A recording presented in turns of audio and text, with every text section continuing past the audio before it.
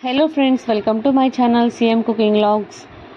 Recipe వచ్చేసరికి ఏమనుకుంటున్నారా, రెడ్గా ఉంది, మిక్సీ జార్లో ఏంటి వేసారనుకుంటున్నారా? బీట్రూట్ రసం అండి.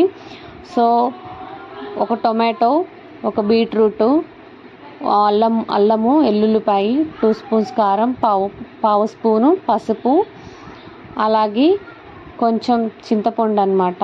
వాష్ చేసి తీసుకోవాలి. తర్వాత 2 స్పూన్స్ ఉప్పు వేసుకున్నాను.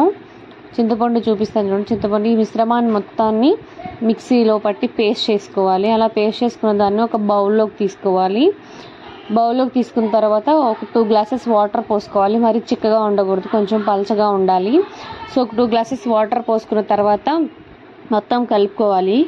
అలాగా కలిసేలాగా కలుపుకున్న తర్వాత దాంట్లోకి ఒక 4-5-6 మిరియాలు తీసుకోవాలి. మిరియాలు వేస్తే టేస్ట్ బాగుంటుంది. అలా మిరియాలు వేసుకున్న తర్వాత స్టవ్ మీద పెట్టుకోవాలి. ఈ మిశ్రమాన్ని అంతా ఒక ఉడకబడాలి.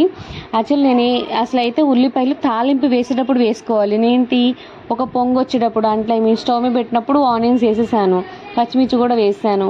పచ్చిమిర్చి వేస్తే ఏం కాదంట, ఆనియన్స్ వేయకూడదంట. అంటే అట్లా వేసినా ఏం కాదు, మంచిగా ఉంటుంది. అట్లా వేస్తేనే ఒగరుగా ఉన్న వాళ్ళకని తాగలేరు. వడకట్టి తాగితే ఆ ఒగరు అనేది ఉండదన్నమాట.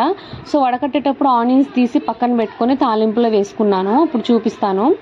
కొత్తిమీర వేసుకున్నాను, టేస్ట్ బాగుంటుంది కాబట్టి. ఇలా వేసుకున్న తర్వాత కలగలుపుకోవాలి.